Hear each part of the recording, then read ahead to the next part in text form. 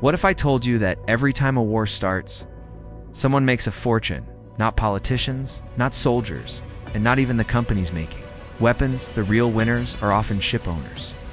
Because when global trade breaks down, the cost of moving goods explodes, and a single cargo ship can suddenly earn more in a few weeks than it normally earns in months. From the Russia-Ukraine war to the recent tensions involving Iran, the world watches the battlefield.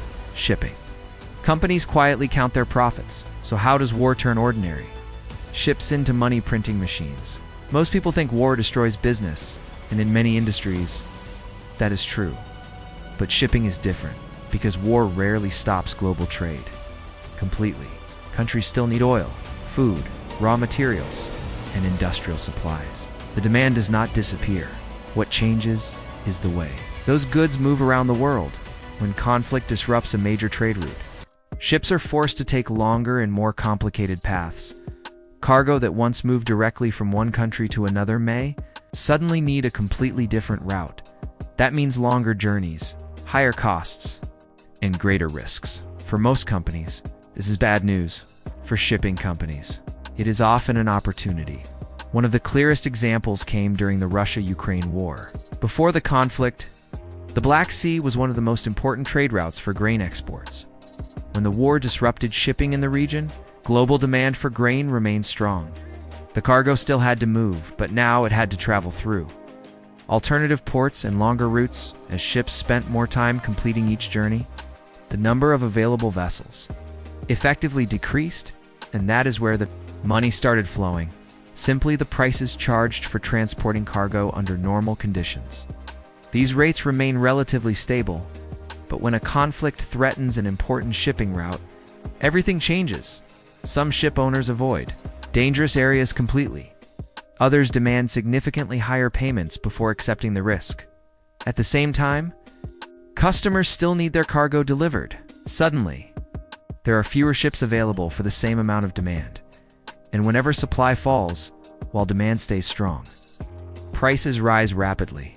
In some geopolitical crises, tanker earnings have increased several times over within days. A vessel that normally earns modest profits can suddenly generate extraordinary.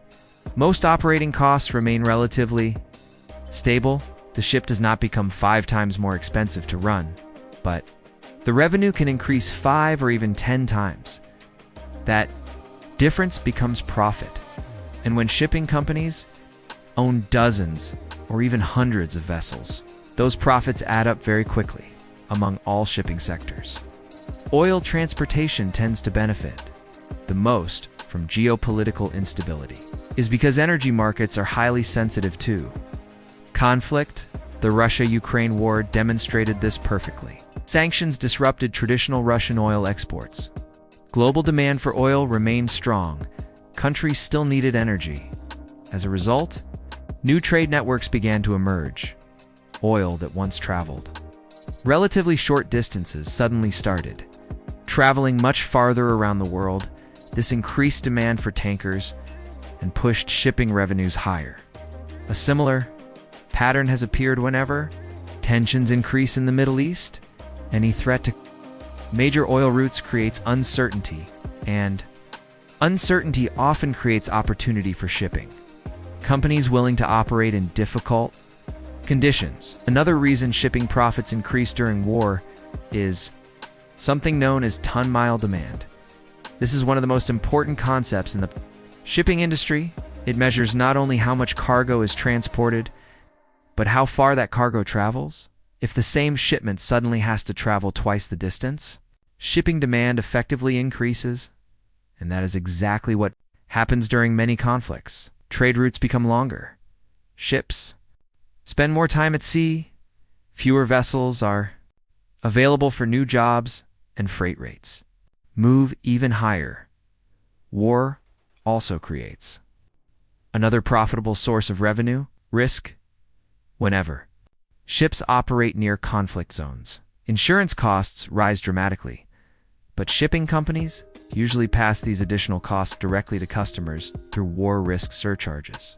In other words, the customer often pays for the extra danger while the shipping company continues earning strong margins.